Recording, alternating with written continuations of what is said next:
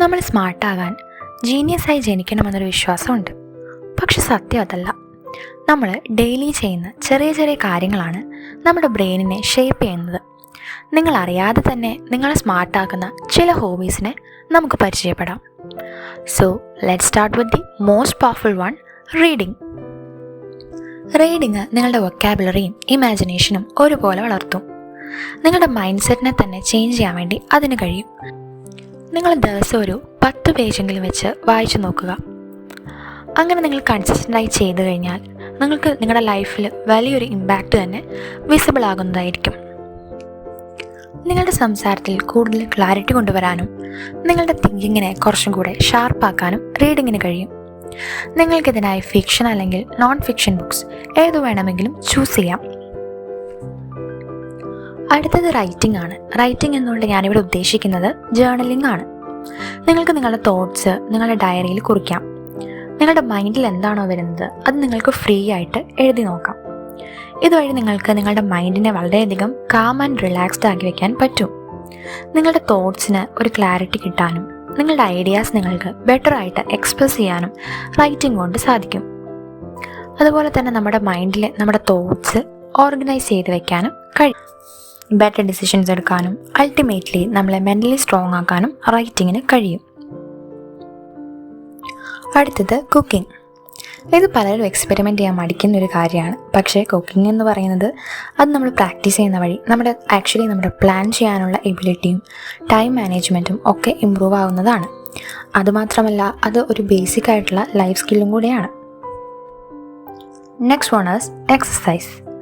Exercise ചെയ്യുന്നത് നമ്മുടെ ബോഡിക്കും അതുപോലെ തന്നെ മൈൻഡിനും ഒരുപോലെ ഹെൽപ്പ് ചെയ്യും. വാക്കിംഗ്, യോഗ, ജിം ഇതിലേതെങ്കിലും ഒന്ന് നിങ്ങൾക്ക് ട്രൈ ചെയ്യാം.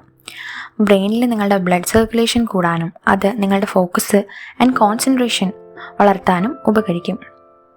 അതോടൊപ്പം തന്നെ നിങ്ങൾക്ക് പ്രാക്ടീസ് ചെയ്യാൻ പറ്റുന്ന ഒരു കാര്യമാണ് മെഡിറ്റേഷൻ എന്ന് പറയുന്നത്. നിങ്ങൾ ദിവസം ജസ്റ്റ് ഒരു 5 മിനിറ്റ്സ് വെച്ചെങ്കിലും സ്റ്റാർട്ട് ചെയ്ത് നോക്കുക. നിങ്ങൾക്ക് പതിയെ നിങ്ങളുടെ ലൈഫിൽ ഫോക്കസും കോൺസെൻട്രേഷനും ഒക്കെ ഇമ്പ്രൂവ് ആവുന്നത് കാണാൻ പറ്റും. പെയിൻറ്റിങ്. ഈ ഒരു ഹോബി ചെയ്യാൻ നിങ്ങൾ സ്കിൽഡ് ആയിരിക്കണം എന്നൊന്നുമില്ല. ആക്ച്വലി പെയിൻറ്റിങ് എന്ന് പറയുന്നത് it's about expression, not perfection. നിങ്ങളുടെ മൈൻഡിനെ ഭയങ്കരമായിട്ട് റിലാക്സ് ആക്കും. നിങ്ങൾ മനസ്സിൽ തോന്നുന്നത് എന്താണോ അത് നിങ്ങൾക്ക് പേപ്പറിൽ ജസ്റ്റ് വരച്ച് നോക്കാം. അതെല്ലാം ഭയങ്കര പെർഫെക്റ്റ് ആണെന്നൊന്നുമില്ല. വേണമെങ്കിൽ നിങ്ങൾക്ക് ഡൂഡിൽ ആർട്ടും ട്രൈ ചെയ്യാം. അതെത്ര വരയ്ക്കാൻ അറിയാത്ത ആൾക്കും പ്രാക്ടീസ് ചെയ്യാൻ പറ്റുന്ന ഒരു ആർട്ട് ഫോമാണ്. അടുത്തതായി പുതിയ സ്കില്ല് പഠിക്കുക. നിങ്ങൾക്ക് പുതിയ ഭാഷ അല്ലെങ്കിൽ പുതിയ മ്യൂസിക്കൽ ഇൻസ്ട്രുമെൻറ്റ്സ് നിങ്ങൾക്ക് എക്സ്പെരിമെൻ്റ് ചെയ്യാം. അതുപോലുള്ള ചെറിയ ഏതെങ്കിലും ഒരു സ്കില്ല് പഠിക്കുന്നത് ആക്ച്വലി നിങ്ങളുടെ തലച്ചോറിൽ പുതിയ പുതിയ കണക്ഷൻസ് ക്രിയേറ്റ് ചെയ്യും. ബ്രെയിൻ അപ്പോൾ കൂടുതൽ ആക്റ്റീവായി പ്രവർത്തിച്ചു തുടങ്ങും. അതുവഴി നിങ്ങളുടെ ചിന്താശേഷിയും ഗ്രാസ്പിംഗ് പവറും കൂടും. Puzzles and brain games. Puzzles solve ചെയ്യുന്നത് ബ്രെയിനിന് നമ്മൾ കൊടുക്കുന്ന ഡയറക്റ്റ് വർക്കൗട്ടാണ്.